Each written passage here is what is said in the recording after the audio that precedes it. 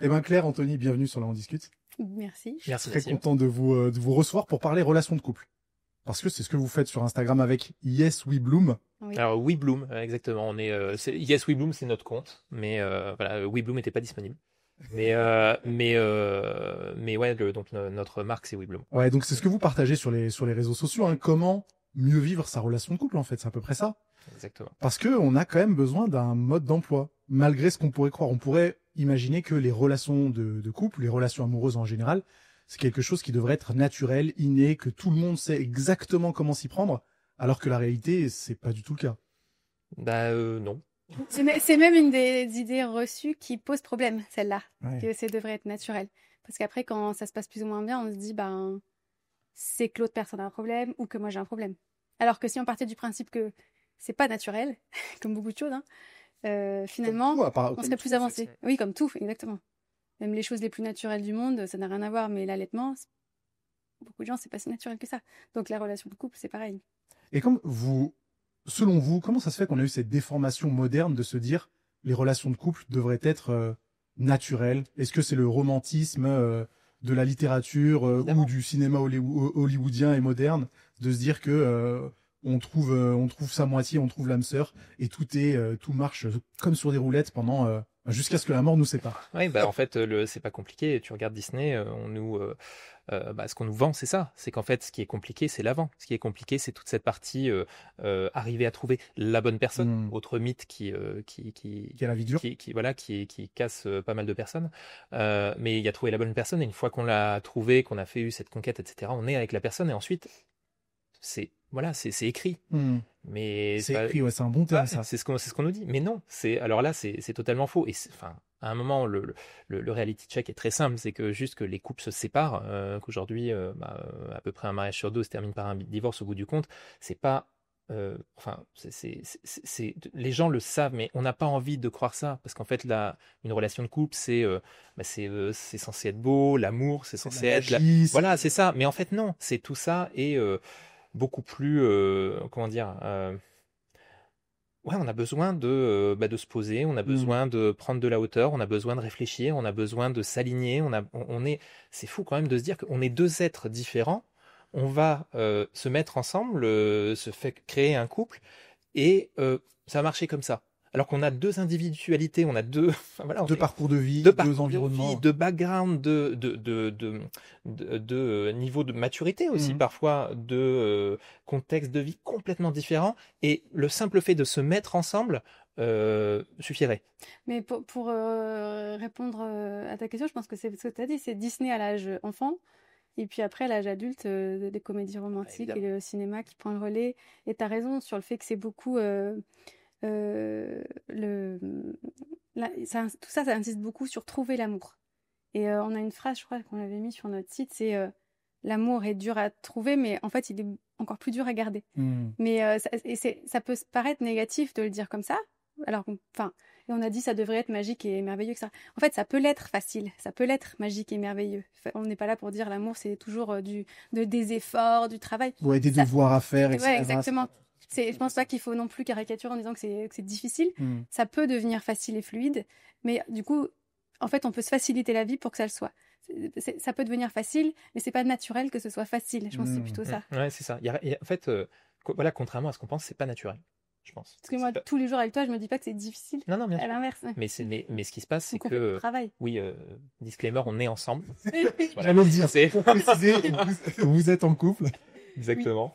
Oui. Et du coup, il y a en fait cette facilité, elle vient pas elle n'est pas tombée du ciel parce que nous, typiquement, on est passé par plein de phases où c'était compliqué, on s'est posé plein de questions, de l'histoire de tous les couples, c'est-à-dire qu'on a tous ces morceaux de vie où en fait on passait par des moments difficiles, c'est même ce qui nous crée en fait. C'est ce que j'allais dire, aucun couple ne passe pas par ce genre de phase ou ce genre d'histoire. Et heureusement. Et heureusement, ouais. Parce qu'en fait, c'est dans ces moments-là, dans les moments où c'est plus difficile, dans les moments où où c'est en train de se frotter, de se confronter, c'est dans ces moments-là que la beauté de l'histoire est en train de se créer.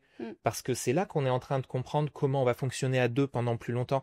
Parce que c'est là qu'on est en train de se dire, ah là, on a des trucs qui sont pas alignés. Et la question, c'est pas, est-ce que notre vie de couple va être un long fleuve tranquille. C'est évidemment qu'elle va pas l'être, mais comment on va faire, comment on va se comporter, comment on va arriver à sortir par le haut de tout ça, et en fait à sortir grandi de nos conflits et de nos moments difficiles. C'est ça tout le sel du couple. Et oui, effectivement, il y a énormément de choses qui peuvent nous aider à y arriver. Et nous, c'est ce qu'on a avec WeBloom, c'est ce qu'on a essayé de condenser, et on a créé une méthode en fait qui permette d'arriver à ce résultat-là. Et comment vous en êtes arrivé à ce constat-là? C'est votre expérience personnelle individuellement ou votre expérience personnelle de couple, de se dire attends, moi je veux bien regarder cette comédie romantique, mais j'adhère pas à ça. Je sais très bien que notre vie va pas se passer comme ça. Et de croire justement à tout ça, ça provoque plus de mal que de bien. Ce que je veux dire, c'est comment vous en êtes arrivé à justement avoir assez de recul sur votre relation, actuelle ou passée, pour pouvoir partager maintenant des astuces pour que tout le monde puisse y arriver. Alors, déjà, je pense qu'il y a une nuance qu'on veut toujours apporter, c'est que on n'arrive pas sur ce sujet en se disant qu'on a tout compris nous et qu'on est un exemple. Pas du tout. En fait, on est arrivé à entreprendre ensemble sur le sujet du couple pour des raisons différentes. Il y a eu un match entre ce que moi je voulais faire, ce qu'Anthony voulait faire, mais à aucun moment on s'est dit c'est à propos de nous en tant que couple. C'est comme si c'était une coïncidence qu'on soit aussi en couple. Voilà. Et on se dit jamais qu'on a tout compris. Je pense que ce qu'on essaye de partager, on y croit à fond, on l'utilise nous, ça nous aide nous. Et d'ailleurs sur Insta, c'est jamais notre point de départ de parler de notre histoire. Et d'ailleurs on nous demande souvent pourquoi on n'en parle pas plus, pourquoi on se met pas en scène sur des petites scénettes. C'est pas du tout notre sujet parce que voilà, on n'a pas du tout, on est aussi imparfait. Voilà, en fait, notre message aussi, c'est l'imperfection. C'est-à-dire qu'en fait, on est tous imparfaits, tous les couples seront imparfaits, et c'est OK. Ça va très bien. Mais juste dans cette imperfection, comment on fait pour continuer à avancer, et on est tout aussi imparfait que les autres. Je pense que ça se voit beaucoup quand on consulte votre contenu, de toute façon, et qu'on est familier un petit peu avec toutes les vidéos que vous avez postées. Après, sur ce podcast-là, on discute. Peut-être que c'est la première fois que nos auditeurs ou ceux qui nous regardent vont voir. Et du coup, c'est bien de savoir aussi que vous vous placez pas comme l'exemple parfait de la relation à avoir, mais plutôt que vous puissiez partager aussi des astuces pour tout le monde. Ouais, nous, notre mission, c'est ça. C'est en fait de partager avec le plus grand nombre des outils, des façons de voir les choses et de faire les choses qui aident à se sentir bien dans son couple. Et ça veut pas dire que nous, on y arrive parfaitement. C'est très différent. Hein. Mais ce que je voulais dire, c'est que comment on en est arrivé là? C'est une coïncidence de la vie. C'était pas du tout ça qu'on faisait ni l'un ni l'autre. Donc on est tous les deux, on a des formations Sciences Po, CELSA, on faisait des carrières en marketing. Et je sais pas, un jour on a eu ce déclic. On avait fait nous, en fait on est arrivé sur ça par rapport à on avait fait une préparation au mariage quand on s'est mariés. En Angleterre, on était à Londres à l'époque. D'accord. Et puis on avait plein de copains qui nous avaient dit. C'est affilié nous, on était en Angleterre, donc c'était à la religion anglicane, alors que c'est pas notre religion. Mais on avait beaucoup aimé la démarche de questionnement et la prise de recul sur notre couple, alors que ça faisait quand même, je crois que 7 ans qu'on était ensemble. On n'avait pas vraiment eu ces réflexions-là. Et on a plein de copains, homo, d'autres religions ou pas de religion, qui nous avaient dit ce serait chouette que nous aussi on puisse avoir quelque chose comme ça. Et des années après. Ouais, c'était à l'époque, c'était à l'époque. Je pense qu'il y a mon cheminement qui est aussi intéressant. C'est-à-dire que moi, j'étais vraiment, mais qu'est-ce que je vais aller faire là-dedans? C'est-à-dire que moi, j'étais pas du tout dans une démarche, faut réfléchir à son couple, pour moi, c'était quelque chose de très loin. Je me disais, ça marche, quoi. Ouais. Oui, je me rappelle d'ailleurs, ça t'avais pas trop envie d'y aller. Ah non, mais j'avais pas envie d'y aller. Alors que moi. Mais je me disais, mais qu'est-ce que je vais faire là-dedans? On va me, en gros, c'était pour aller me faire raconter comment je devais vivre par des gens qui n'avaient pas vécu en couple. Oui, tu voyais pas trop l'intérêt. Je me disais, c'est curieux quand même. Si, là, au final, c'était des couples. Hein. Non, mais c'était mon appréhension. Et en fait, ce que j'ai vu, et c'était marrant parce que c'était des couples qui avaient rien à voir avec nous, qui étaient pas du tout de la même, du même âge, de même vécu, qui étaient même pas de la même culture, que c'était des Anglais.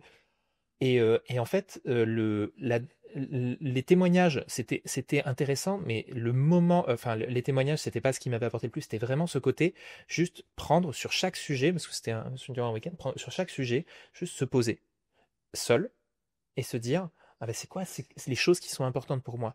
C'est quoi les choses que je ressens. C'est quoi aller vraiment sur ce sujet-là, de rentrer en fait dans le détail et dans l'intime de ta relation, quelque chose qu'on fait jamais en fait. On rentre pas dans l'intime de notre relation, on se contente de la vivre et de la passer et voilà. Et de la subir presque. Parfois de la subir, non, ouais, totalement.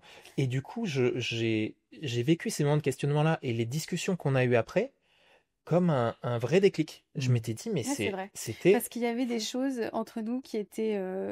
On savait que, voilà, on n'en parlait pas forcément, mais il y avait des zones voilà, autour desquelles sur lesquels il fallait travailler. Non, mais ces choses qu'on évitait, les autres qu'on ces évitait. sujets ou des sujets qui... Et là, on n'a pas pu les éviter parce que voilà. Il n'y avait pas le choix. Et en fait, voilà, moi pour moi, le déclic que j'ai ressenti aussi, c'était un grand soulagement. Et puis, alors, et bon, ça c'était un point de départ. Et tout en ayant quand même la conviction, moi de mon côté, qu'il n'y avait pas de problème.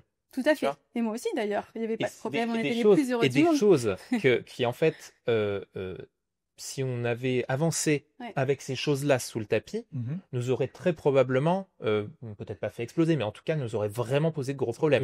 En gros, plus t'attends qu'un problème, pour régler un problème, plus il est gros.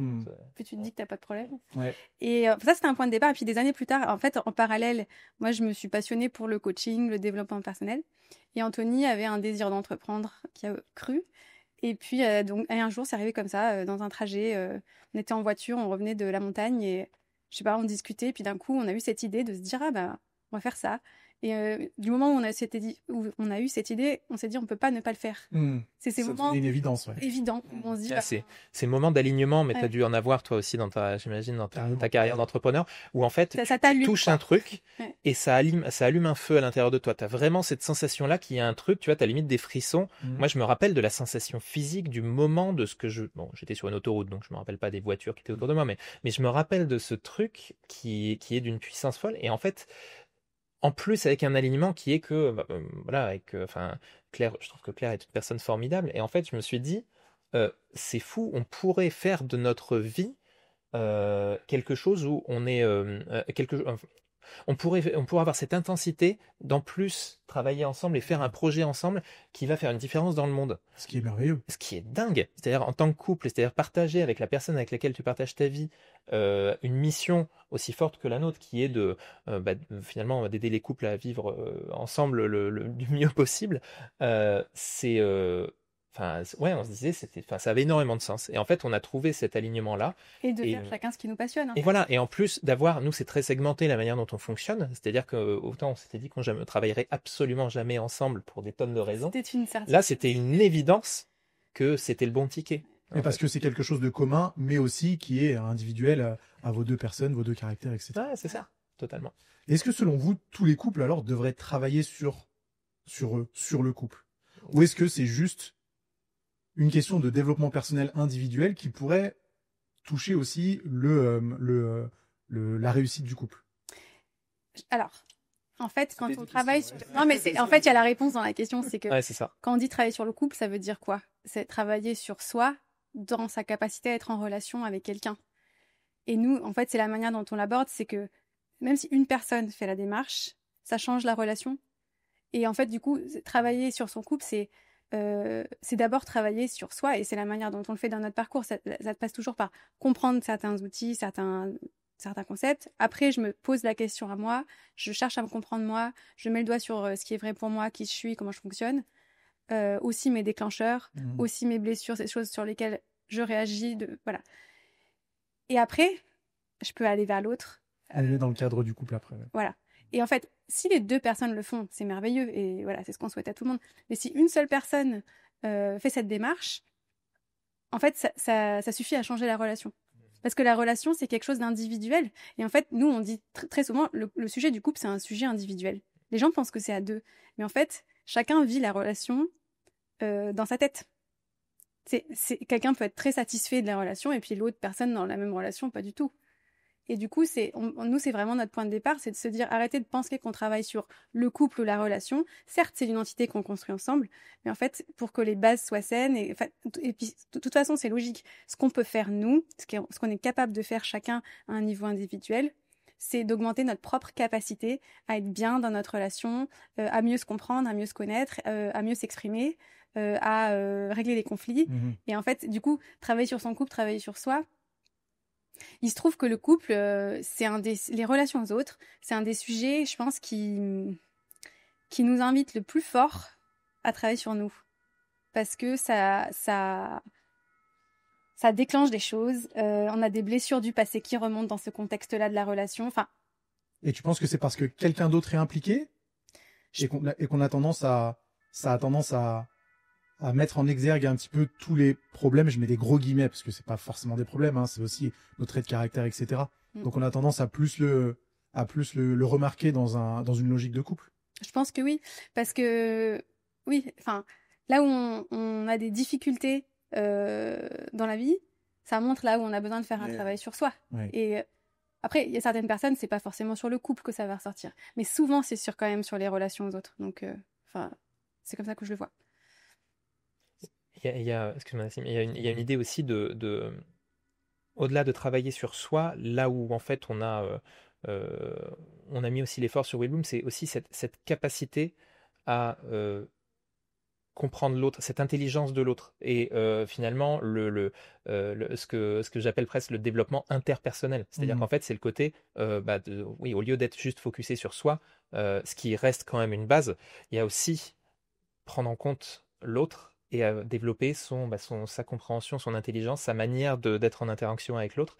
Et ça c'est des choses qu'on n'apprend pas tout simplement. On les apprend sur le tas. Il y a des gens qui vont être parfois des naturels, qui pensent être des naturels. Moi, tu vois, c'est un exemple. Moi, je pensais être un naturel sur ce côté développement, sur ce côté interpersonnel, sur le côté communication. Et puis, avec toutes ces démarches, avec tout ça, je me suis aperçu qu'en fait, j'étais dans ma manière de communiquer, j'allais peut-être être justement trop centré sur moi, ou dans mes relations, dans ma relation, j'allais peut-être être trop centré sur ce que je sur mes pas sur mes attentes, mais sur mon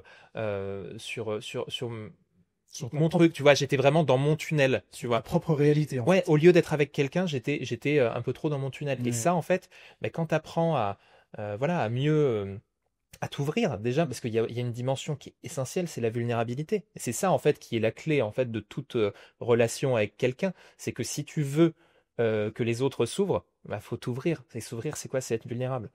C'est dur. Ah ouais, et c'est la chose la plus dure qu'il puisse y avoir.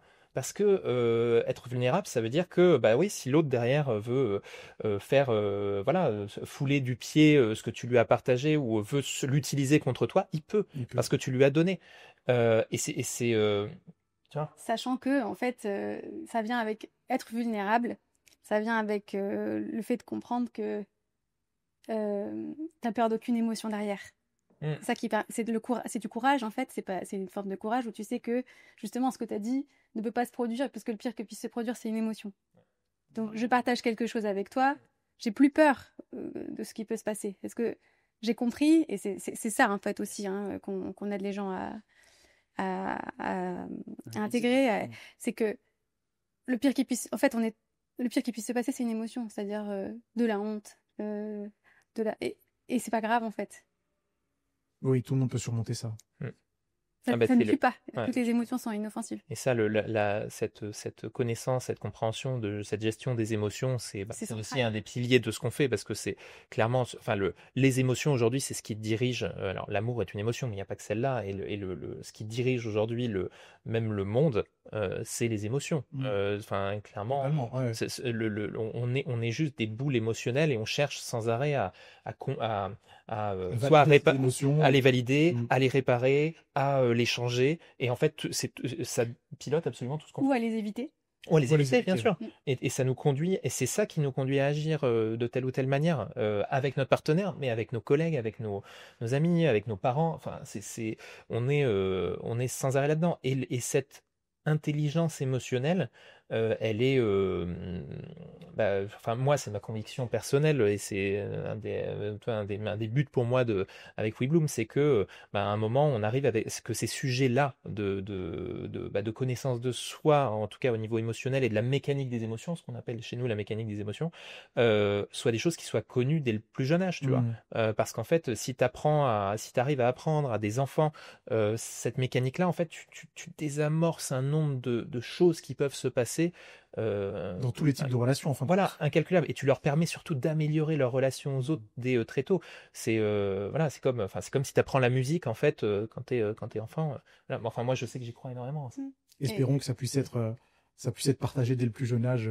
Grâce à vous, vous partagez. Nous aujourd'hui, nous notre. D'ailleurs, c'était un autre point que je voulais faire, mais le sujet du couple, en fait, on est. En fait, il s'avère qu'aujourd'hui, on est sur le sujet du couple parce qu'on trouve que c'est quelque chose qui fait sens, qu'il y a un besoin, qu'il y a des gens qui cherchent, puis il y a des gens qui sont tout simplement aussi pour certains en difficulté. Et on le sait parce maintenant on a plus de 1800 couples qui ont fait notre parcours. On sait que ça transforme des vies. Mais le fond de notre sujet, c'est pas le couple. Le fond de notre sujet, c'est ça, c'est vraiment la relation aux autres et la gestion des émotions. Tu as parlé juste avant de l'amour comme d'une émotion. Est-ce que l'amour suffit dans une relation pour qu'elle puisse bien fonctionner? On aimerait, mais c'est... On a l'impression que uniquement l'amour suffit. Mais en réalité, est-ce que c'est le cas? Non. Tu veux... Vas-y. Disons que c'est nécessaire. Mais en fait, finalement, tu te dis, on aimerait que l'amour suffise.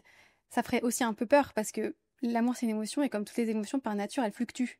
Donc si, en fait, on serait jamais en sécurité dans son couple, si on dit l'amour, il suffit de l'amour, en gros, quand on le ressent plus, parce que des fois on ressent autre chose, en gros, on sait plus quoi faire. Ouais. Et c'est ce qui se passe chez certaines personnes. J'ai l'impression que je l'aime plus. Bah oui, ça arrive, c'est pas grave. Peut-être que demain, tu auras l'impression que tu l'aimes. Non, mais c'est vrai, c'est ce que je dis. Enfin, l'amour, c'est une émotion comme la colère, tu la ressens pas tout le temps. C'est la même chose. Tu la ressens quand tu es dans un état qui permet de la ressentir, parce que tu as des pensées aussi qui la créent. Mais pour nous, en fait, c'est un peu le cœur de ce qu'on fait, c'est que l'amour, c'est une émotion, et on apprend à la cultiver, on comprend d'où elle vient, et ça, voilà, comprendre ça, déjà, c'est énorme, de se dire, c'est pas un truc magique qui tombe du ciel, en fait, ça vient de nous, il y a un côté chimique au début, mais après, il y a un énorme côté, en fait, nous, ce qu'on pense, enfin, c'est pas nous qui le pensons, c'est que nos émotions, elles sont nourries par nos pensées, et qu'en fait, si on arrive à comprendre ça et à développer notre capacité à aimer, de l'amour, on pourra en avoir toujours et toujours plus. Et en fait, on peut juste accroître notre capacité à en ressentir. Et donc, rien que comprendre ça, c'est énorme dans le couple. De se dire, d'arrêter de se dire, au début, j'avais des papillons dans le ventre, maintenant, j'en ai plus, que faire? C'est pas du tout ça, le sujet. Mais même si on a tout ça, ce qui est énorme, ça suffit toujours pas.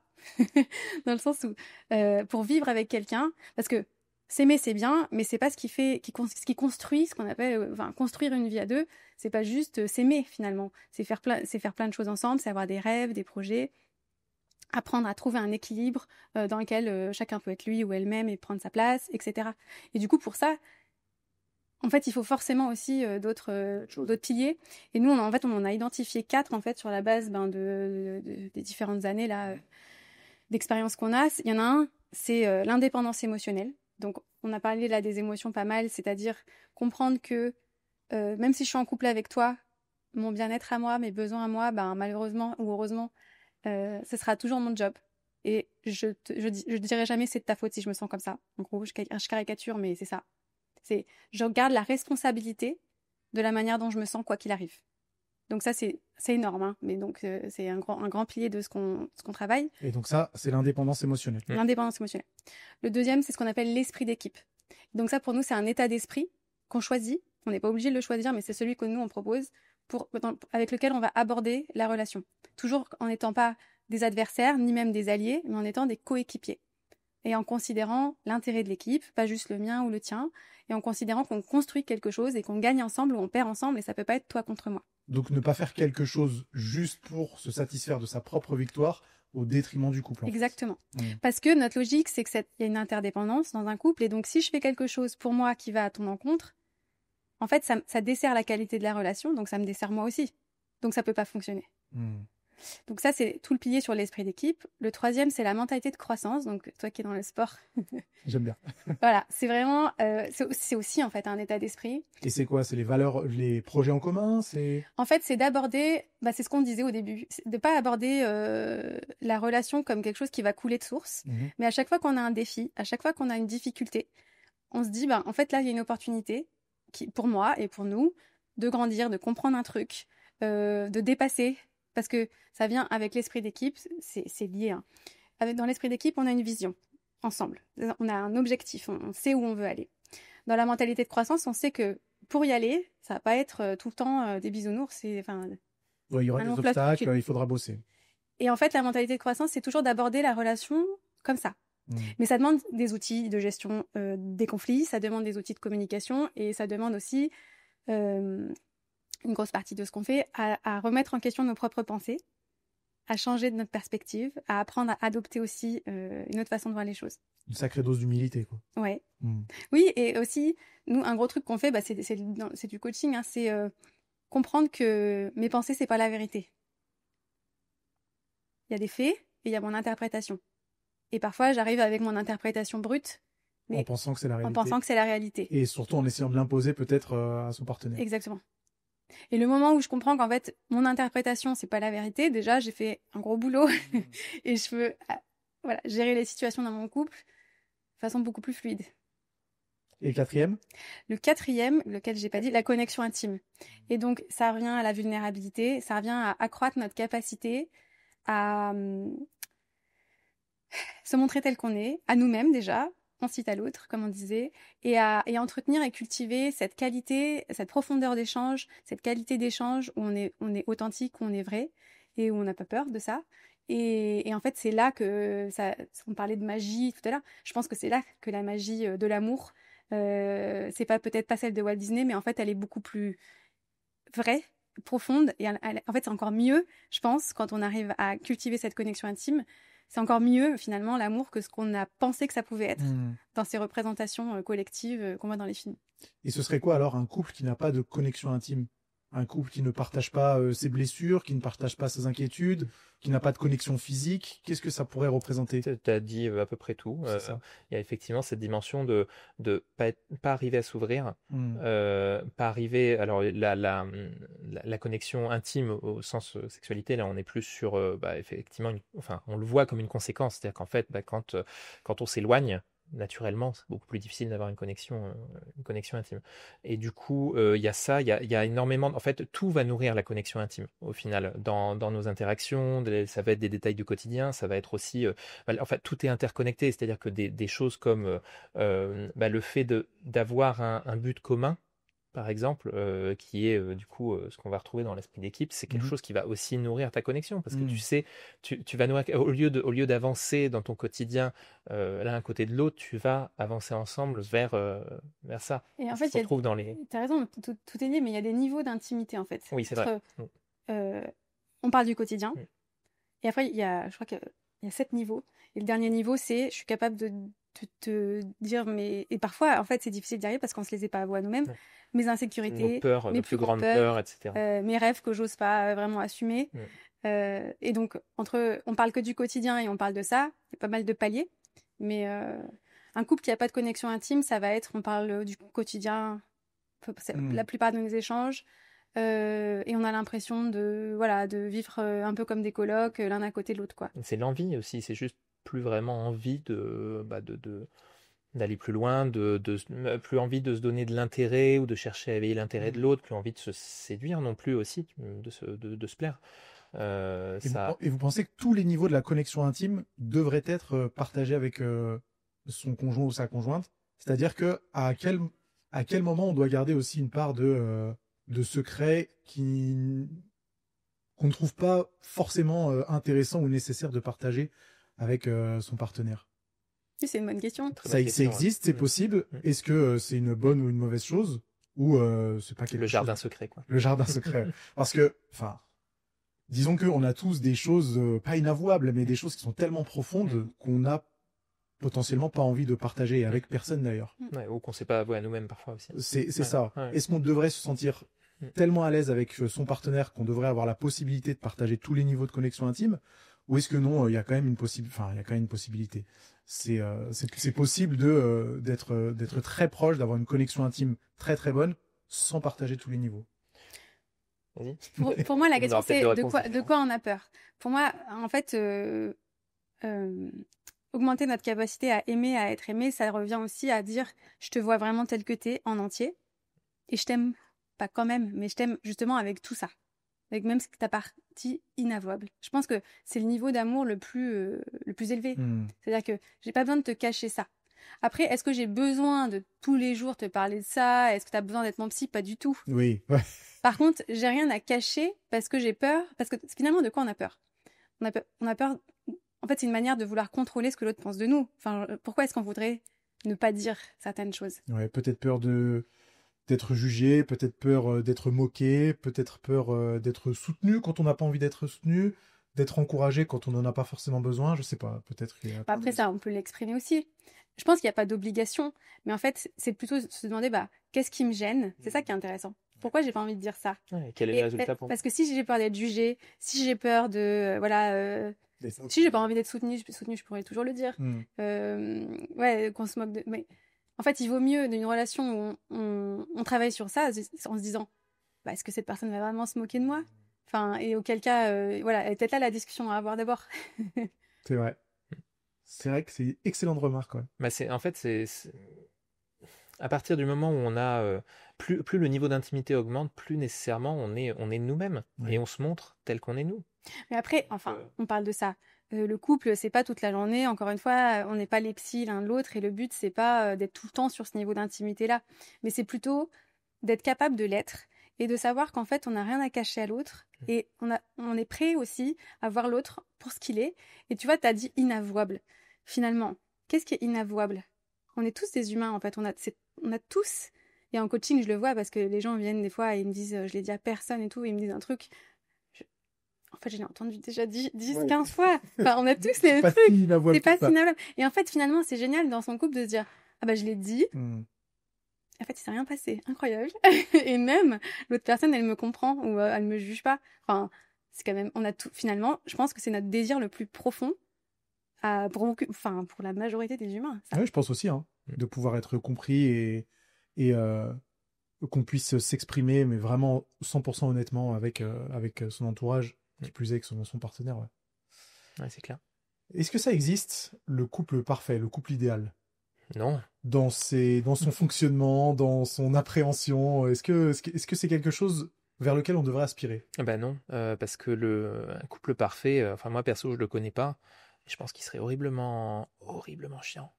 Vraiment. Je pense que la perfection, déjà, il n'y a pas de standard. Enfin, on voit les couples un standard de quoi, de quelle société, de quelle... Voilà, ça n'existerait pas. Et en fait, dans nos entourages, tu vois, quand ça revient exactement à la question que tu posais. Un couple parfait, est-ce que c'est un couple qui est justement calme plat? Où il n'y a pas de mésentente. Il n'y a aucune vague, il n'y a pas de mésentente, il n'y a pas de désaccord, il n'y a rien du tout, il n'y a pas d'inavouable. Non, mais en fait, ces couples-là, souvent, sont des couples qui... non, je ne vais pas généraliser, mais peuvent très bien être des couples qui vont exploser sans s'en rendre compte. Parce qu'en fait, ce côté parfait, ce côté lisse, est juste un... n'est pas humain, quoi, limite. Non, mais en fait, est juste un reflet du fait qu'il n'y a aucune vulnérabilité dans le couple. C'est-à-dire que c'est des personnes qui ne sont pas vraiment connectées. Tu vois, cette connexion intime, en fait, elle est en fait, je pense que, moi personnellement, je crois beaucoup plus à des couples qui vont justement avoir un peu de désaccord et être capables de se toujours dans le respect évidemment, mais qui sont capables de rentrer en conflit. Qu'à des couples où il se passe rien. Un couple qui se passe rien, pour moi, ça c'est suspicieux. Entre guillemets, parce qu'en fait, ça veut dire qu'il y a une raison pour laquelle il se passe rien du tout. Et le but, ce serait du coup de ne pas essayer de gommer toutes sortes de conflits, mais de pouvoir avancer avec chaque conflit pour trouver quel est le problème et peut-être qu'ils ne se reproduisent pas. Ah ouais, mais de les vivre, les conflits, en étant conscient que c'est des occasions de connexion. C'est que s'il y a un conflit, c'est parce qu'il y a un problème de connexion quelque part sur un sujet, sur une entente, de la communication. Alors nous, la communication pour nous, c'est vraiment ça infuse partout, mais contrairement à ce que vont dire beaucoup de personnes, le problème, les gens pensent qu'ils ont un problème de communication quand ils sont en couple. Non, ils n'ont pas un problème de communication. Ils ont un problème de connexion ou d'un des deux autres piliers dont on parle. L'état d'esprit. La communication, c'est juste un truc qui infuse tout ça et forcément. C'est le reflet. Voilà, en fait. C'est le reflet de tout ça. Voilà, c'est le sommet de l'iceberg. Et je sais plus où j'en étais du coup. Tu peux me rappeler ta question, Nassim? C'était qu'il faut pas essayer de gommer tous les conflits, mais qu'il faut plutôt essayer de. En fait, du coup, pour moi, le sujet est évidemment qu'il faut vivre ces conflits, les vivre bien, avec sans s'abîmer. Mais qu'il faut passer dedans. Et en fait, quand tu ressors de ton conflit en l'ayant traversé, t'as des armes pour qui se reproduisent pas sur tel ou tel sujet, et tu as surtout la satisfaction d'être sorti d'une ornière ou de quelque chose qui était un peu difficile, un peu plus grand ou un peu mieux que tu n'étais avant. Mieux. Ouais, et donc tu te comprends mieux. Mais en fait, finalement, il y a deux choses sur le conflit. Il y a le sujet du conflit, et puis il y a aussi ce que je me raconte sur le fait qu'on ait un conflit. Bien sûr. Tu vois ? Parce que tu peux te dire, on a un conflit, c'est un gros problème, ça veut dire qu'on est incompatible, ça veut dire qu'on n'y arrive pas. Hein. Ou tu peux te dire, c'est normal, on a un conflit parce qu'on est différents, on est deux humains différents et qu'on n'a pas les mêmes valeurs sur ce sujet ou pas les mêmes priorités. Tu vois, déjà, ça va déjà déterminer l'issue du conflit. Et ensuite, il y a le sujet du conflit. Et donc là, ça revient à quels sont les outils que j'ai pour, comme a dit Anthony, pas qu'on s'abîme, qu'on garde un cadre de respect et qu'on n'ait pas peur pour autant de ne pas être d'accord. Et que, en fait, l'issue d'un conflit, c'est pas forcément pour nous un compromis. Ça peut être apprendre comment on fait quand on n'est pas d'accord pour quand même trouver une issue qui fonctionne pour tous les deux. En plus de dire de ne pas s'abîmer à l'issue d'un conflit, ça résonne avec le pilier esprit d'équipe. Exactement. Totalement. En fait, on n'est pas adversaire, on cherche pas à se faire du mal, même si on a un conflit. Parfois, ça, on l'oublie, parce que notre cerveau, il est câblé pour se protéger, se défendre, vouloir avoir raison. Et ça, tant qu'on se mettre sur la défensive. Exactement. C'est le réflexe presque primordial de notre cerveau primitif. Et donc ça, le comprendre, le voir en action, se rendre compte qu'on fait ça, c'est ça aussi l'esprit d'équipe. Être capable de dire, je sens que je suis en train, ça monte, je suis en train de vouloir avoir raison, je suis en train de vouloir me défendre, ou voilà. Et en fait, ça va contre mon intérêt. Et ça, c'est quelque chose qu'on peut tous apprendre à faire. Mais comme a dit Anthony tout à l'heure, on n'apprend pas ça à l'école. On l'apprend nulle part, hein, c'est sûr. Ouais.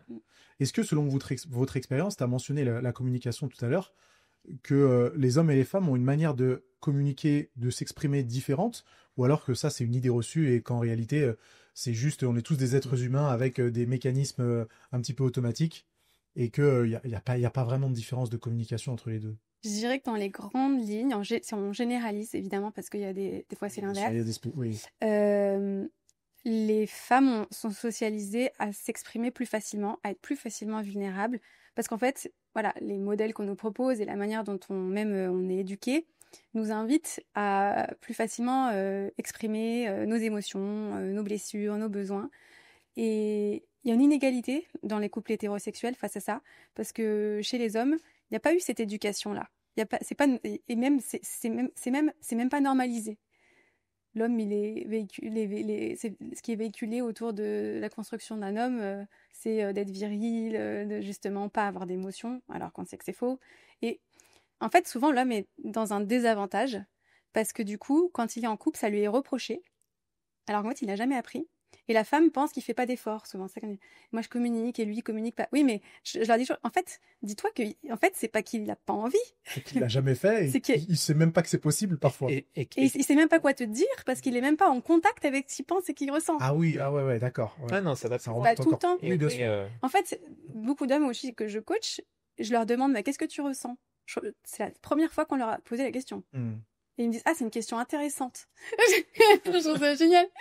Et c'est assez dingue de se poser la question quand peut-être il y a des gens que tu coaches qui ont 30 ans, 40 ans, et c'est littéralement la première fois de leur vie qui se demandent, attends, qu'est-ce que tu ressens? Ouais, bien sûr. Et là, on a aussi enfin, c'est ce que tu disais, c'est la socialisation. En fait, je pense que ça change aujourd'hui. On a, les hommes sont plus, enfin, si tu compares notre génération et la génération de nos parents, il y a déjà un gap. La génération qui arrive, je pense, c'est encore plus vrai, mais il y a des restes qui sont toujours très durs. Voilà, et en fait, c'est juste que voilà, on a besoin d'apprendre ça, et je pense que moi, c'est un truc que je retiens des gens qui font notre parcours. Souvent, ceux qui en ressortent le plus sont les hommes quand ils font le parcours en couple et que c'est un couple hétérosexuel. C'est les hommes qui en retirent le plus parce qu'en fait, si je fais un continuum, en gros, sur la partie gestion des émotions, vulnérabilité, la femme était là, l'arrivée, il n'y a pas d'arrivée, hein, mais en gros, là où on demande d'aller, c'est là, et l'homme partait de là-bas, quoi. Et en fait, ils arrivent tous les deux au même endroit et ils se disent, Ouais, enfin, tu vois, il y a vraiment une prise de conscience dingue de la partie qui a été ignorée, de la partie d'eux-mêmes, en fait, avec laquelle ils se remettent en contact. Et qu'il n'y a pas de honte à ça, et qu'il n'y a pas voilà, qu'il y a vraiment un changement très fort. Nous, ça leur permet aussi, parfois, souvent, de mieux s'affirmer dans leur couple, parce qu'il y a des couples où, du coup, la personne qui s'exprime le plus ou le mieux, celle qui dirige un peu les opérations. Et du coup, en fait, d'une partie, ça permet à l'homme de reprendre sa juste place. Mais ça permet de répartir mieux la charge émotionnelle, là où sinon c'est souvent la femme qui fait tout ce travail le travail dont on parlait tout à l'heure, que le couple aille bien, etc. Donc là, ça rééquilibre un petit peu le parcours qu'on propose, ces dynamiques-là qui sont un peu déséquilibrées par le fait que voilà, on n'est pas socialisé encore pareil en 2024, c'est un fait. Et la charge émotionnelle répartir mieux cette charge émotionnelle, c'est un des éléments clés et très très souvent, je pense, sous-évalué de la répartition de la charge mentale. C'est-à-dire qu'en fait, qu'à partir du moment où tu es capable de mieux t'exprimer, de mieux t'exprimer, de partager les choses, etc., ça ouvre aussi d'autres niveaux de conversation qui vont te permettre d'accomplir des choses, par exemple au niveau de la charge mentale, de mieux répartir tout ça. C'est normal. C'est bien que tout ça résonne avec les piliers que tu as cités, parce qu'on entend directement esprit d'équipe, rééquilibrage, charge mentale. C'est quand même un petit peu, j'allais dire, c'est pas juste. Mais oui, c'est pas juste que une des deux personnes du couple se retrouve avec 90% de la charge mentale, alors qu'avec un petit peu d'apprentissage et un parcours adapté, on peut arriver à rééquilibrer les choses pour le bien-être et l'esprit d'équipe. Oui, parce que profondément, et c'est ça aussi que les couples travaillent dans l'esprit d'équipe, c'est que partir du principe que l'autre, on a le même intérêt. On a envie tous les deux que ça se passe bien. Et en fait, souvent, quand ça se passe pas bien, c'est pas un manque de bonne volonté. C'est que on n'a pas compris le truc de la charge mentale, typiquement. On n'a pas compris ce que ça voulait dire pour l'autre. Et en fait, une fois que je l'ai compris et que je le vois et que je t'ai entendu, en fait, moi, j'ai envie que ça se passe bien pour toi. Et toi, j'ai pas envie que tu sois frustré toute la journée. Parce que quand tu es frustré toute la journée, tu me parles mal et on s'engueule. Donc en fait, c'est dans mon intérêt aussi de prendre mes responsabilités sur ce sujet. Et en fait, c'est toute cette dynamique-là. Et ça part vraiment du principe que ça infuse tout ce qu'on fait. On a tous envie de bien faire. Et encore plus dans notre couple. Et vraiment, garder ce prisme tout le temps, dans toutes les interactions qu'on a, et prêter toujours une intention positive à l'autre en se disant il a envie de bien faire, et peut-être que ça ressemble pas du tout, mais alors pas du tout à ce que j'attendais. Mais en fait... Mais au plus profond, c'est quand même une volonté de bien faire. Exactement. C'est vrai que de donner l'interprétation la plus généreuse, c'est comme ça que je l'appelle, au comportement de l'autre. Ouais. Ça changerait pas mal de conflits. Hein. Enfin, ça pourrait peut-être en éviter, ou en tout cas en adoucir. Pas que dans le couple. Ouais, pas que dans le couple. Ouais. Non, je vais poser une question qui est peut-être complètement hors contexte, vous me direz, ou hors sujet, vous me direz ce que vous en pensez. Ça veut dire que, ça veut pas dire. On entend parfois que dans un couple, il y a, je mets des gros guillemets, un dominant, un dominé. Est-ce que c'est une idée complètement archaïque ? Est-ce qu'on est tous les deux censés être à 50% dans la gestion des émotions, dans la gestion des tâches, dans la gestion de la vision? Est-ce qu'il y a quelqu'un qui mène et quelqu'un qui suit? Ou pas du tout? Alors nous, on n'est pas là pour dire aux gens comment ils doivent vivre leur couple. On propose une vision qui est une vision équilibrée, dans laquelle chacun est équilibré. Ça ne veut pas dire 50-50 toute la journée sur tous les sujets. Ouais. Ça veut dire que moi, je me sens à ma juste place. Je suis la personne que moi j'ai envie d'être, et j'arrive à être cette personne dans le cadre de cette relation, et toi aussi. Et je veux que toi aussi, tu puisses l'être. Je veux pas juste que ce soit moi qui soit moi, et puis toi, tu t'adaptes. Je veux que toi, et c'est ça qui est compliqué, qui arrive pas, ça se fait pas en un quart d'heure. Je veux que toi, tu puisses aussi être une personne qui a ses rêves, ses envies, ses besoins qui sont différents des miens, et un mode opératoire qui est pas toujours le mien, et que tu sois sincère et authentique aussi. Et c'est pour ça qu'il y a des conflits. Si on fait une place pour les deux, ça demande un petit peu plus de créativité et de réflexion que s'il y en a un qui s'impose et puis l'autre s'adapte. Ouais. Mais chacun fait ce qu'il veut chez lui. S'il y a des couples où le modèle dominant-dominé fonctionne, chacun a le droit de... Voilà, la manière de vivre ta relation. Mais ensuite, typiquement sur les sujets de charge mentale, c'est normal, on n'a pas tous envie de faire les mêmes choses. Ensuite, c'est pas parce que un a pas envie que l'autre doit nécessairement le faire. C'est que sur un sujet, par exemple, où ni l'un ni l'autre n'a envie de le faire, quelle solution on trouve? Est-ce qu'on fait pas? Et c'est là qu'on ouvre un banc de créativité hyper large. Je prends le sujet des impôts, qui est un sujet intéressant, qui revient tout le temps en exemple, je sais pas pourquoi. C'est vrai, ça revient souvent? Ouais, non, mais non, une fois, oui, ça revient, ouais, pas trop souvent. Enfin, si, ça revient trop souvent. Mais non, le sujet des impôts, par exemple, bah, Claire a la phobie administrative. Moi, si c'est Jérôme Cahuzac 2, ouais, l'a incarné. Moi, il s'avère que j'aime bien faire ça. Enfin, j'aime bien. Ça me dérange pas. Bon, je me suis arraché quelques cheveux dessus, beaucoup. Mais si jamais j'avais pas envie de le faire. Bah, solution créative, bah, au lieu de je dis n'importe quoi, au lieu de payer d'aller en vacances à tel endroit, bah, on va en vacances à un autre endroit, mais on paye quelqu'un qui va s'occuper de nos impôts. Enfin, quel est le problème? C'est vrai. C'est juste une question d'arbitrage.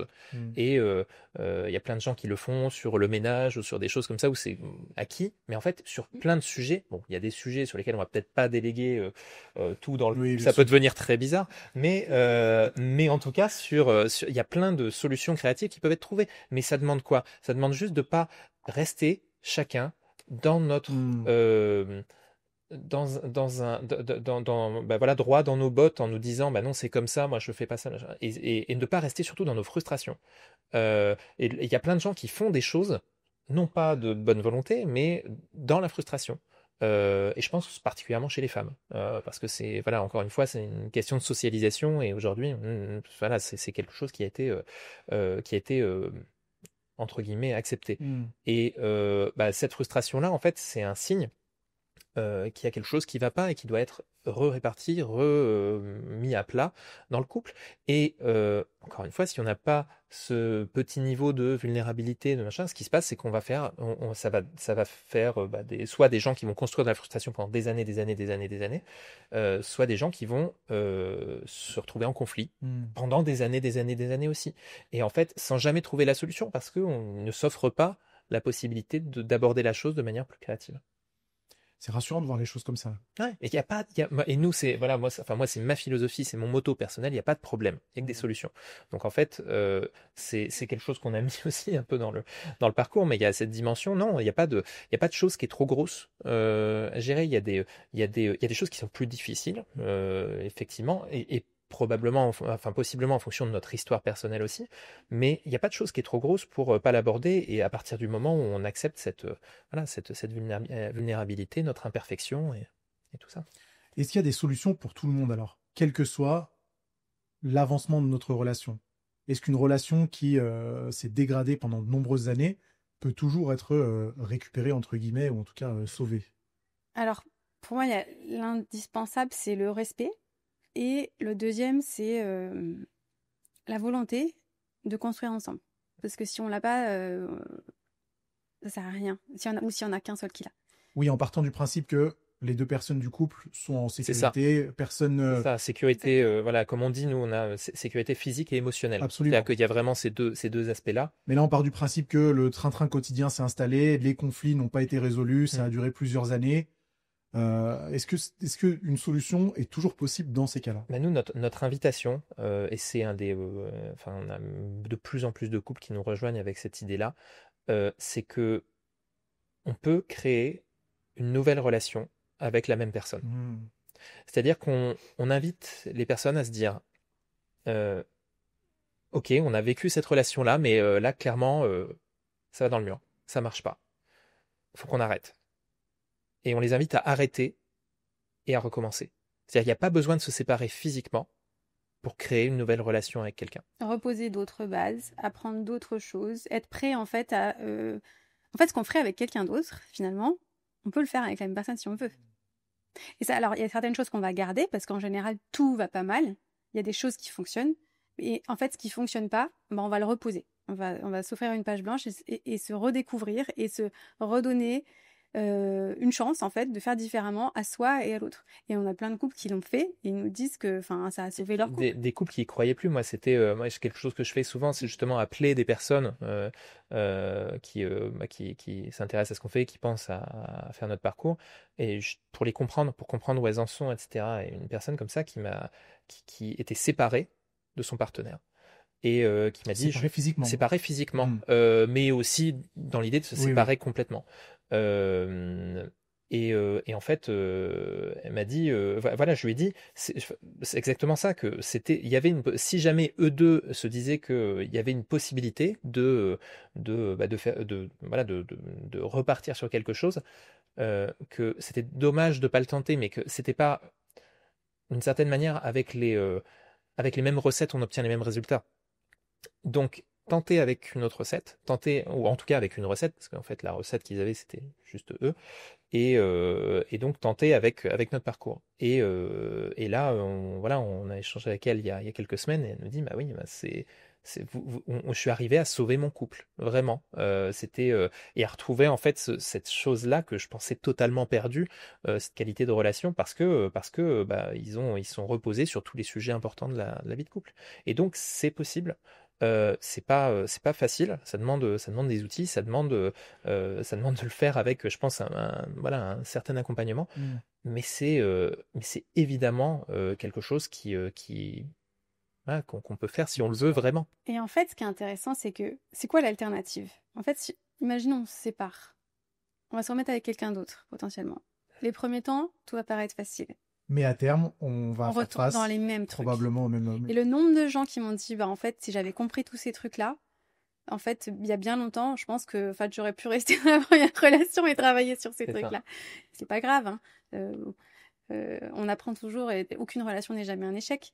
Mais est-ce que ça correspond pas aussi un peu à l'image qu'on se fait du couple en se disant, ça n'a pas marché avec cette personne, c'est parce que ce n'était pas la bonne personne. Mais et on revient au mythe, j'en parlais il y a 2 secondes, mais il y a plus quelques minutes, et c'était le mythe de la bonne personne. Ouais. Le mythe de la bonne personne, il est terrible. Elle n'existe pas, la bonne personne. Elle n'existe pas. C'est-à-dire que, la bonne personne, c'est celle qu'on va, entre guillemets, manifester. C'est la personne qui est, qui en fait a une... on va à un moment décider que... Enfin, c'est la différence aussi entre l'amour, l'état amoureux et l'amour. Tu vois, c'est le moment où tu décides, ok, cette personne-là, on a eu cette passion, voilà, mais ok, on rentre dans l'amour et la construction de l'amour, parce que l'amour, ça se construit. Contrairement à l'état amoureux, c'est un truc qui tombe dessus, c'est plus chimique. L'amour, c'est quelque chose qui va, que tu vas finalement décider d'alimenter, parce que tu te dis, non, cette personne-là, c'est vraiment avec elle que je veux faire le chemin. Et du coup, la bonne personne, c'est celle avec laquelle tu décides de faire le chemin. Et ça ne veut pas dire que... Parce que parfois, les gens nous disent, dans ce cas, ça veut dire on peut se mettre en couple avec n'importe qui. C'est ce que j'allais dire. Qu'est-ce qu'on répond à ces personnes-là? Bien sûr que non. Et en fait, si on se met en relation avec quelqu'un au départ, c'est qu'on a vu quelque chose. Et en fait, on a toujours la liberté de choisir par rapport à un ensemble de critères. Voilà, cette personne, elle me paraît correspondre à ce que je recherche. Des points communs, une attirance physique, des similitudes dans le monde. Bien sûr. Cette liste, elle va être différente pour différentes personnes. Ou le poids qu'on donne aux différents critères va être différent pour différentes personnes. Une fois qu'on a trouvé cette personne, nous, il y a ce qu'on appelle un 50-50. C'est-à-dire que l'autre personne, nous, la relation, ça va être un 50-50. Il y a une moitié de choses qui va nous convenir parfaitement et une moitié de choses, il va falloir y travailler. En tout cas, ça va pas être si fluide. Et en fait, garder ça à l'esprit, c'est aussi partie de la mentalité de croissance, c'est se dire, bon, je sais pourquoi je suis avec cette personne. Et je sais qu'on a ces valeurs qui nous rassemblent. Je sais qu'on a une vision, qu'on a travaillé ensemble et qu'on sait ce qu'on veut. Maintenant que je sais ça, je vais pas le remettre en question tous les matins. Et même s'il y a un 50% qui me saoule. Et du coup, comment est-ce qu'on fait, bien sûr, pour que ça me saoule moins? Mais c'est ça, en fait, qu'on veut dire. Il n'y a pas de bonne personne. Il n'y a pas de personne où ce sera 100%. Voilà. Ce sera... Et si différentes personnes, ce que je disais tout à l'heure, ce sera différentes versions du 50-50. Et du coup, ça ne veut pas dire qu'on peut se mettre en couple avec n'importe qui, mais on choisit notre 50-50. Et il y a aussi un autre truc qui me vient, c'est que la vraie bonne personne, c'est nous, en fait. C'est-à-dire qu'en fait, c'est qui on décide d'être. Ouais. Tu vois, c'est qui on décide d'incarner. Ouais, au sein de ta relation. Tu as envie de te représenter comment, tu as envie voilà, comment tu as envie de t'adresser au quotidien, comment tu as envie juste qui tu as envie d'être. Et cette personne que tu as envie d'être, c'est un choix. Et un de ces choix, c'est aimer. Aimer, c'est une décision. C'est pas un truc qui nous tombe comme ça. On le décide. et on le décide sur la base de choses qui parfois sont pas des décisions. Enfin, sur la base, je veux dire, à la base, l'état amoureux, effectivement, nous tombe un peu dessus. Mais une fois qu'on est dans cette relation qui a passé, on va dire, 2-3 ans, quand on a dépassé ça, on est dans de la décision. Et on est dans du choix. Et tous les matins, on décide la personne avec laquelle on a envie d'être, même si on s'en rend pas forcément compte. Rester, entre guillemets, c'est aussi une décision. Tous les matins, si tu es dans une relation dans laquelle ça se passe pas bien, si tu décides de rester, c'est que tu le décides. Si tu pars, alors, il faut quand même nuancer. Il y a des personnes qui ne se sentent pas en capacité émotionnelle ou physique de quitter une relation. Oui, il y a des cas de figure qui sont tellement durs que... et je pense aussi qu'il faut nuancer, de dire un 50-50 sera toujours... Il faut aussi nuancer ça en disant que parfois, on est avec une personne qui n'est pas une bonne personne pour nous parce que... Voilà, mais c'est ce qu'on a dit tout à l'heure. On n'est pas en sécurité ou que cette personne, consciemment ou inconsciemment, va toujours appuyer sur nos mêmes déclencheurs. Et même si on a beau faire notre travail, on n'a pas forcément envie de choisir quelqu'un qui nous appuie toujours. C'est sûr. Voilà. Oui, exactement. Mais ça, en fait, le but, c'est d'être en capacité de discerner ça aussi pour aller vers quelqu'un où, la plupart du temps, on se sent bien. Et ce discernement, en fait, il va venir de choses qui sont de travail, nous, qu'on invite à faire dès le début, qui sont des travails autour des valeurs, par exemple. Quelles sont les valeurs de la personne qui sont avec toi? Et si ce ne sont pas des valeurs qui sont similaires aux tiennes, c'est pas toujours le cas, et c'est normal, parce qu'on est des personnes différentes, est-ce que c'est des valeurs qui sont quand même compatibles avec ta vision des choses? Et si elles sont complètement opposées, voilà. Ensuite, quand les choses sont opposées, tu mets le doigt sur d'accord, oui, en fait, je comprends pourquoi on clash autant. Et ensuite, la vraie question, et la question courageuse, c'est de se dire est-ce que je continue dans cette relation-là, sachant que voilà, il y a ces points qui sont quand même assez de manière structurante qui vont revenir poser problème. Mais moi, je pense mais on voit qu'il y a des couples où parfois il y a des valeurs qui clashent. Mais en fait, à partir du moment où ils en font pas un problème, c'est ce que je disais tout à l'heure. C'est la signification qu'on donne à cette différence. C'est jamais la différence le problème. C'est est-ce qu'on vit ça comme un problème ou est-ce qu'on vit ça comme ça sur ça on est différent. On le sera tout le temps parce que toi t'es toi et moi je suis moi et si je change ça on serait plus nous-mêmes. Et pour autant, il y a plein d'autres choses qui nous rassemblent et il y a plein d'autres choses sur lesquelles on se connecte. Et en fait, ça peut devenir un truc qui fait partie de notre bagage, mais qui va pas devenir notre identité. Enfin, ça fait partie du paysage de notre relation. Il y a un clash de valeurs sur ce sujet-là. Mais notre relation se résume pas à ça et on peut très bien vivre et en rigoler même et avancer quand même avec ça. J'ai pas d'exemple qui me vient sous la main, mais c'est clair. Ouais, il y a des trucs sur lesquels entre nous, je pense qu'on sera jamais d'accord, on sera jamais pareil. Mais c'est ok. Et c'est ok. Et on a arrêté de vouloir l'être. C'est assez particulier parce que depuis qu'on a commencé à discuter, je suis un peu partagé entre deux sentiments. Peut-être que ceux qui regardent le podcast, ce sera pareil.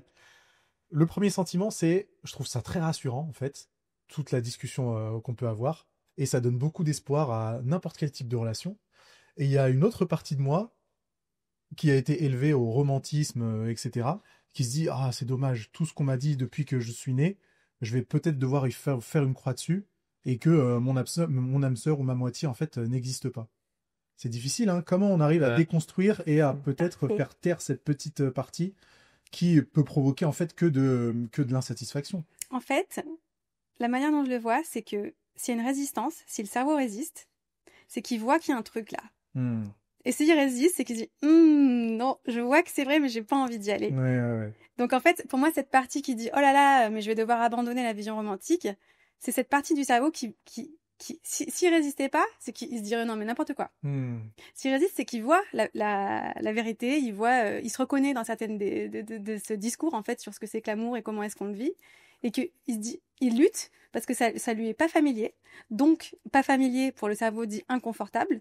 En plus, on a dit pas mal de choses qui touchent à se remettre en question, apprendre des nouvelles choses, faire les choses différemment. Le cerveau, il est partisan du moindre effort.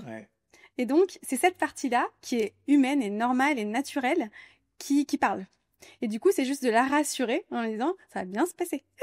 Et en fait, qu'est-ce que ça veut dire faire une croix sur la vision romantique? Ça veut pas dire que l'amour, ça va être un truc triste. C'est l'inverse. Ça va être 10 fois mieux.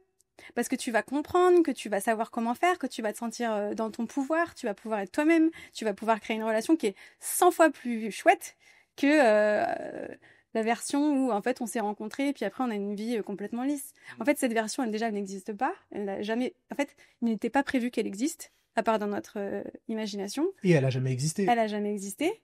Et en fait, l'autre version, elle est 100 fois mieux, en fait. Et en fait, elle est juste là. Et c'est le moment où tu te rends compte qu'elle te dessert, cette vision-là, qu'en fait, tu acceptes qu'il y a une possibilité de la laisser tomber aussi.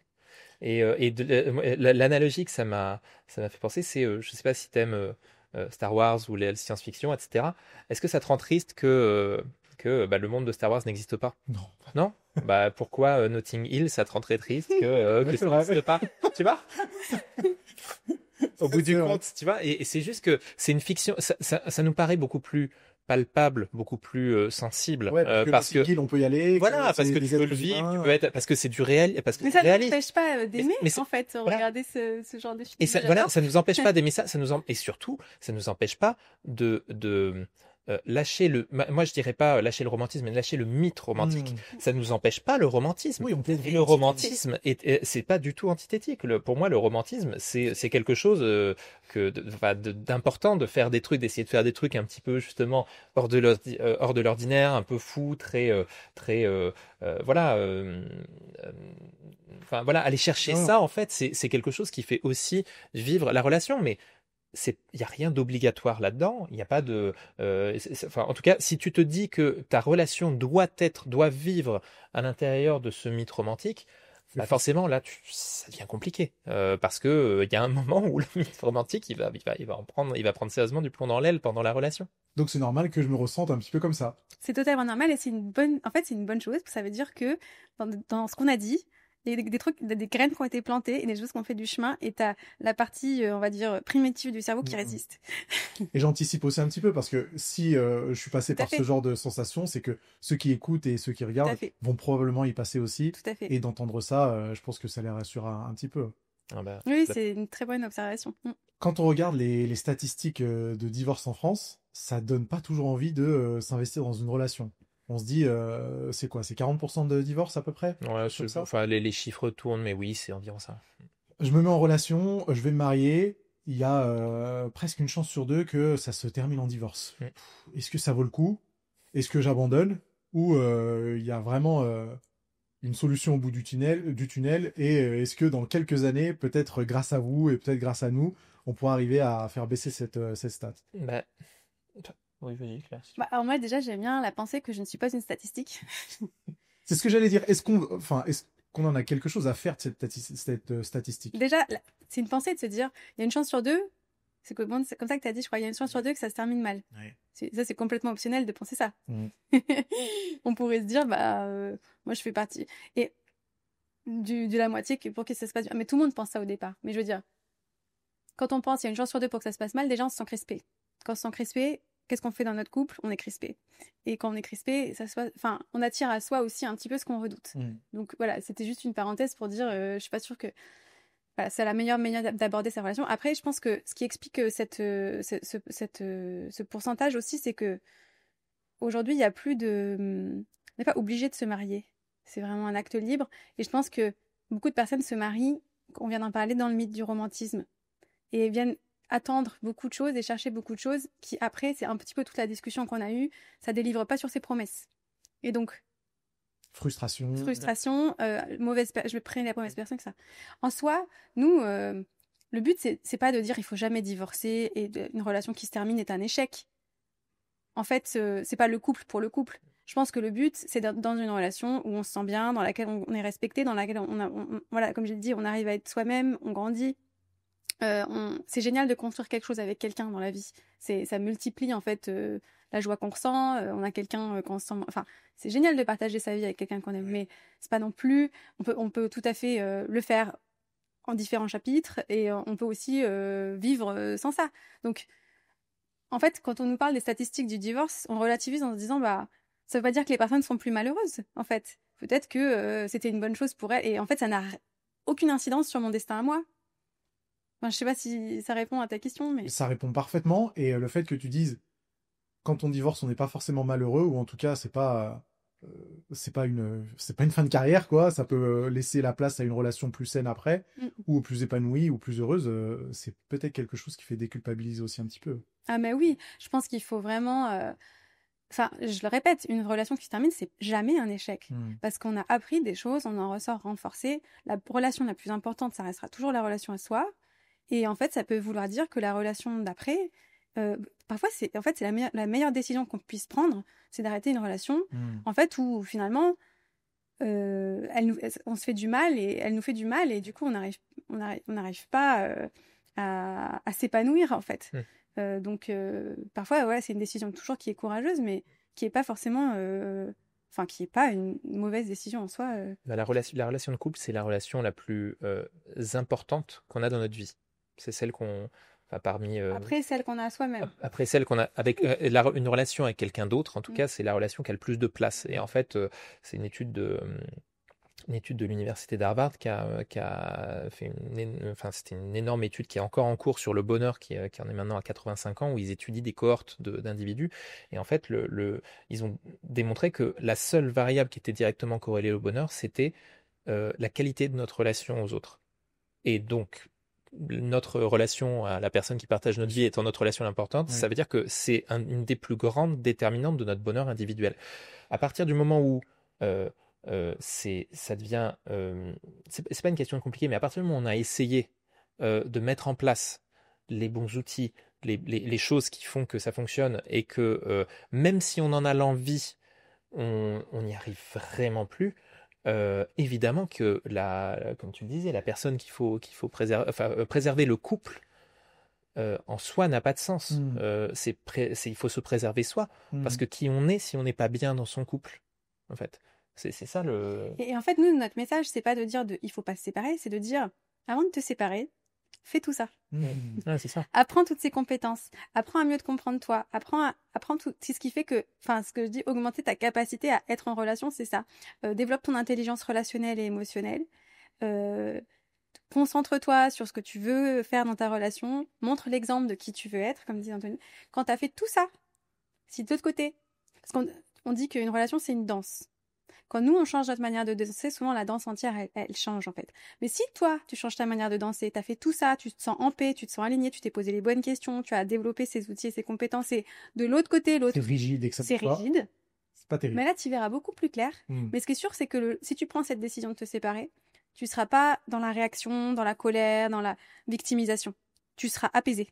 Et en fait, c'est fou parce que notre parcours, c'est pas du tout le but, c'est pas de t'accompagner à te séparer. Bien sûr. Mais en fait, il y a des gens qui nous ont dit, en fait, avec ça, on s'est séparés, mais on s'est séparés bien et sans drame et avec des discussions constructives et sincères.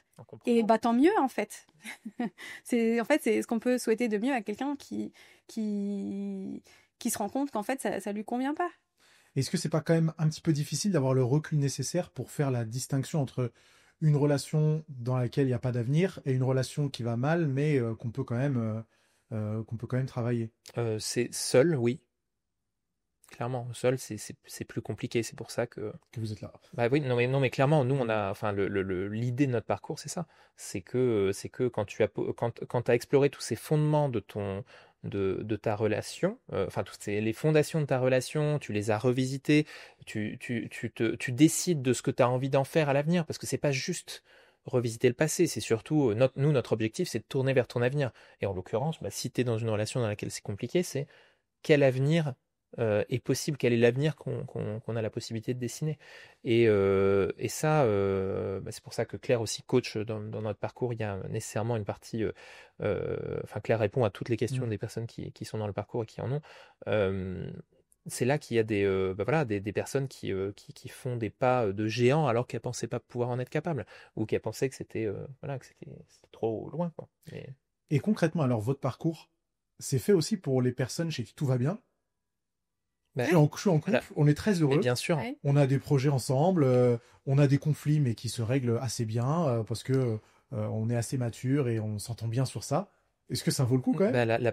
Je vais dire, la première version de notre parcours était une préparation au mariage. Une préparation au mariage laïque, parce que ça n'existait pas, parce que la préparation au mariage était uniquement quelque chose de religieux. Donc, qui vont bien. Donc, pour des couples, en général, quand tu te maries, c'est pas que tu as décidé de te séparer immédiatement. Ça peut arriver, mais... c'est comme si... En fait, nous, on dit toujours, c'est encore mieux de le faire quand tout va bien, parce que tu vas mettre en place des tas de choses dans ton couple. C'est exactement ce qu'on disait tout à l'heure quand nous, en fait, on s'est retrouvés à avoir ces conversations qu'on n'avait jamais eues, alors qu'on pensait pourtant être très proches, avoir des très bonnes conversations. En fait, on parlait de connexion intime, voilà, c'est développer la connexion intime, c'est mettre en place des habitudes et de gestion des émotions et de gestion des conflits et qui en fait vont servir pour les moments où ça ira moins bien. Tu fais de la prévention. Ouais. C'est de la prévention. C'est ça. Et ensuite, le cerveau humain est ainsi fait que ça l'intéresse moins, la prévention, que... Et tu le sais très bien, parce que c'est la question d'aller à la salle de sport. C'est exactement ça. Nous, en fait, WeBloom, c'est la salle de sport pour ta vie émotionnelle et relationnelle. T'attends pas d'être en mauvaise santé pour faire du sport et prendre soin de ton corps. Enfin, voilà. Et toi, tu n'attends pas. Ouais. Mais c'est pareil, en fait, pour ta relation. T'attends pas que ça aille mal pour te dire, tiens... Il y a des choses qui pourraient m'aider. C'est génial alors. Et comment se déroule ce parcours? C'est quelque chose d'individualisé ou non, c'est un parcours par lequel les couples passent avec des problématiques à soulever, des piliers à respecter, etc. Nous, le parcours, c'est un parcours en 8 thèmes. Et ces 8 thèmes, en gros, l'articulation, elle est très simple. C'est que les personnes ont à la fois des vidéos et un carnet, qui est un vrai carnet physique, dans lesquels elles vont justement faire ce travail, qui est le travail qui impressionne souvent les messieurs, comme on en avait parlé, mais qui est d'aller écrire finalement des choses qu'on n'a jamais écrites, sur lesquelles on n'a jamais réfléchi, qui ne sont pas des choses compliquées, qui sont des choses très simples, mais voilà. Et en fait, en t'appuyant sur ce qu'on dit dans les vidéos, qui sont des idées comme celles qu'on développe ici, ça t'invite à prendre de la hauteur et à finalement aller ensuite te raconter. Et derrière, la dernière étape pour chaque thème, c'est un rendez-vous, où en fait tu fais un rendez-vous en tête-à-tête, pas un rendez-vous avec quelqu'un, avec une tierce personne, mais en fait tu as ton petit carnet dans lequel tu as écrit toutes les choses qui comptent pour toi, tous ces petits trésors, et tu vas échanger avec ta partenaire ou ton partenaire qui a fait exactement la même chose de son côté. Et en parallèle de ça, et c'est là que c'est vraiment, que ça devient quelque chose de vraiment, entre guillemets, individualisé, c'est qu'en fait, Claire répond aux questions des couples. Coaching, avec, soit de groupes, toutes les semaines, et aussi personnel, si les personnes ont besoin vraiment d'un accompagnement plus personnel. Oui, sachant que là, ce dont je parle pour Claire, c'est des sessions de coaching collective, mais ensuite, on a une équipe de coachs avec nous qui fait des sessions individuelles avec les personnes qui veulent aller plus loin. Et donc, nous... Voilà. Et vous avez des couples de n'importe quel âge, avec des relations qui vont de 2 à 20 ou 30 ans, j'imagine. 3 mois ce matin. À 50 ans. Ouais. Notre couple le plus âgé, ils ont 70 ans. Et en fait, tu vois, ce que je disais tout à l'heure sur les 4 piliers, en fait, la manière dont on l'a trouvé, c'est que ces 4 piliers, on les a trouvés, ça s'applique que ce soit depuis 3 mois ou 50 ans, que les couples soient hétéro ou homo, quelle que soit la religion. En fait, c'est par rapport à la manière dont fonctionne le cerveau et dont la relation se passe. Et en fait, c'est marrant de voir qu'en fait, il y a beaucoup de points communs finalement. On est tous différents, mais aussi on a dans les manières de fonctionner, les points d'achoppement, il y a beaucoup de similitudes, quel que soit le couple. Mais est-ce que vous retrouvez certaines problématiques qui se présentent au bout d'un certain nombre d'années en couple, etc. Alors, il y a les années, il y a les phases de vie, beaucoup. On va parler du baby clash.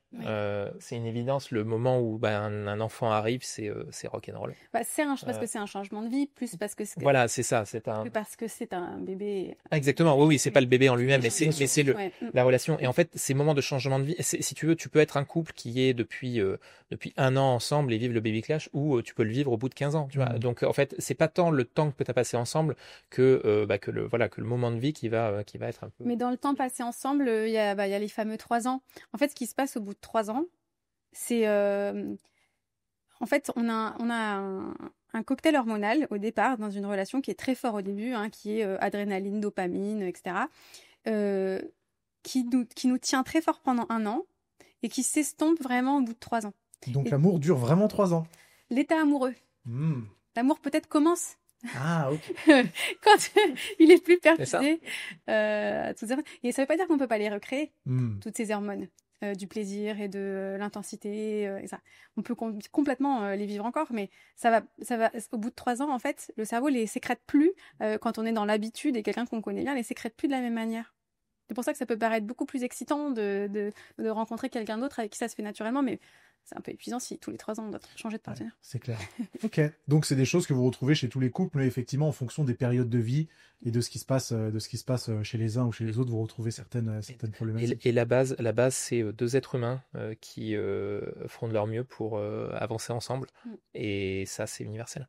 Et est-ce que vous, cette aventure a changé aussi votre façon de vivre ensemble et votre couple, parce que d'être confronté à des centaines de couples différents, peut-être que ça fait réfléchir sur certaines choses qui sont très perso. Je dirais que c'est même pas le fait de voir le fait de voir plein de couples différents, je pense que ça relativise beaucoup de choses, puis on se rend compte que, comme on disait, rien n'est insurmontable et que tout le monde est à la fois différent et à la fois c'est des mêmes versions différentes versions de la même chose. Mais je pense que pour notre couple, c'est plutôt l'aventure entrepreneuriale qui a un impact. C'est vrai que c'est très marrant, mais parce qu'on est entrepreneur en couple sur le sujet du couple, mais c'est la partie c'est la partie entrepreneur. C'est totalement Inception, mais c'est vraiment la partie ah ouais non mais c'est ça. Mais c'est la partie entrepreneur, parce que ça c'est en fait quand tu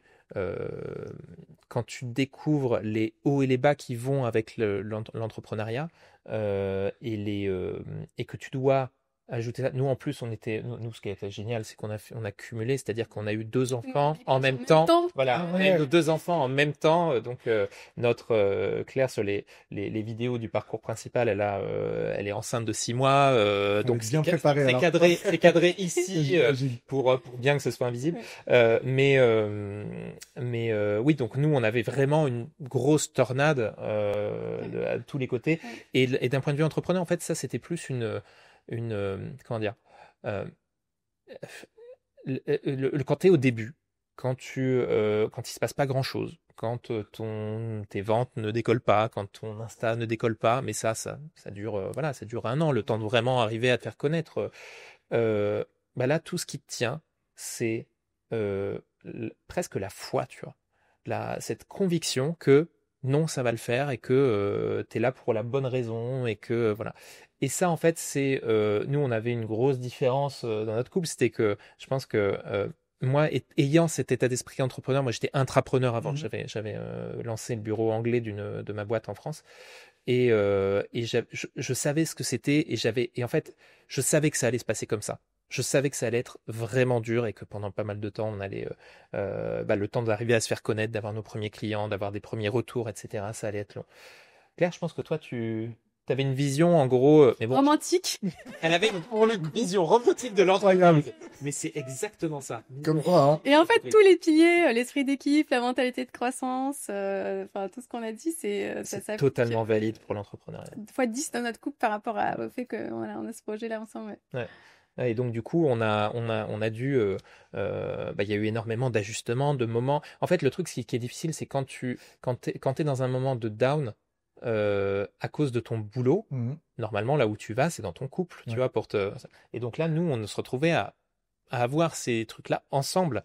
Et donc, ça a demandé, le gros avantage, c'est que Claire étant coach et ayant cette formation, ça nous a permis de faire ce travail, en fait, de santé mentale, finalement, de comment ne pas s'enfermer dans nos histoires qui étaient négatives, etc.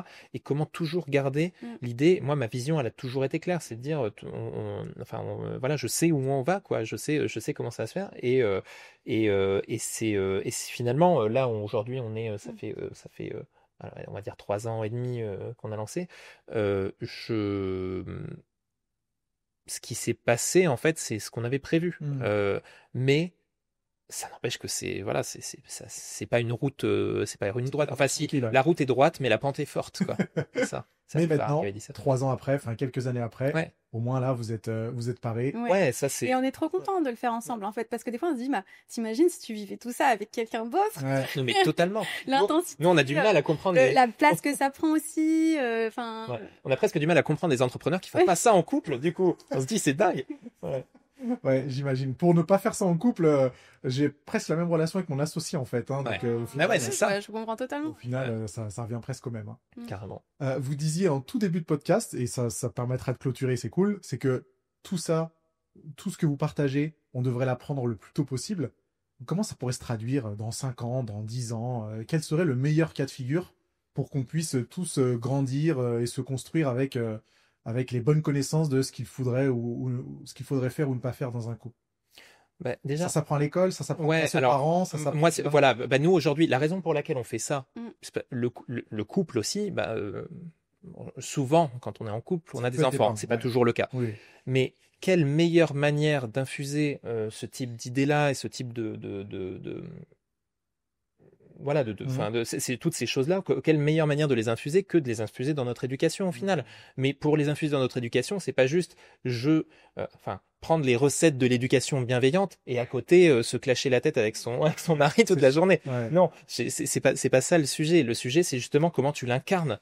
Tu vois, comment être aligné tout simplement, parce que si t'as pas une bonne relation avec ton partenaire, comment tu veux passer à ton enfant ces choses-là. Je pense que c'est très compliqué. Il y a un désalignement. Ça passe par là. Donc voilà, pour moi, ça passe par là. C'est descendant. Et en fait, l'autre niveau. En fait, pour moi, la clé, de toute façon, c'est les générations futures. C'est les enfants. Et donc, ça passe par les parents et ça passe évidemment par l'école. Moi, je sais que le jour où on a dans le programme de l'éducation nationale un cours de, je sais pas comment on l'appellerait, mais d'éducation émotionnelle, de la même manière qu'on a de l'éducation civique. Moi, le jour où ça arrive et où on peut enseigner ça et former des enseignants sur ça, etc. Moi, c'est bon. Et il y a déjà des initiatives. Je dis pas qu'il y a rien qui se passe aujourd'hui. Il y a déjà des choses. On est bien plus avancé aujourd'hui au niveau de l'éducation nationale et dans d'autres domaines. Dans le privé, on est beaucoup plus avancé qu'on l'a été, beaucoup plus à l'écoute de ça. Mais je pense que voilà, il y a encore de la marge et on en est au prémices et puis ça. Ouais, voilà, et quid d'avoir une matière au bac, j'en sais rien, mais voilà, il y a des pour moi c'est là que ça se situe. La clé de toute façon n'est pas elle est pas changer, à notre niveau, il y a un peu de cette idée de changer les mentalités et de changer je vais pas dire changer le monde, mais faire ça passe par les gens qui arrivent, tu vois, par les nouveaux. C'est pas, tu vois, nous, quand on parle de ça à des générations qui sont plus âgées, à nos parents, etc. Je pense que ça les touche pas. C'est pas des choses qu'ils ont. C'est trop loin entre guillemets. Mais là, petit à petit, tout ça fait son chemin. Ouais, c'est ça. Et puis quand on voit qu'on a des gens qui sont, quand même, alors il y en a très très peu, mais des gens de la génération de nos parents qui font notre parcours, on se dit ouais, c'est chouette, ça touche quand même des personnes. C'était une discussion hyper enrichissante. Vraiment top. J'ai personnellement appris plein de choses. J'ai été rassuré sur certaines choses, même si c'était pas le but. J'ai été questionné sur plein d'autres choses et j'espère vraiment que tous ceux qui regardent ça et qui écoutent ça pourront faire le même parcours. On vous retrouve sur Yes We Bloom. Ouais, donc c'est Yes We Bloom. Tout est Yes We Bloom. Notre site, notre Insta, notre TikTok. Voilà, tout est Yes We Bloom et voilà. Mais nous, c'est We Bloom. Ok, on met tout ça dans la description. Ce podcast, il est sur YouTube et sur toutes les plateformes de streaming. Donc, il y aura juste à cliquer sur le petit lien pour retrouver tout ce que vous faites. C'était un plaisir. Merci beaucoup, Nassim. Un grand merci de nous avoir plaisir aussi. Et puis, j'espère à bientôt. Merci. Au revoir. Merci à tous d'avoir visionné cet épisode passionnant avec Claire et Anthony. Je vous renvoie vers l'épisode que j'ai enregistré avec Natacha. C'est un épisode que j'ai publié il y a quelques jours. Donc, si vous l'avez manqué, je vous le recommande. On y parle de blessures émotionnelles. C'est passionnant. Il est juste là.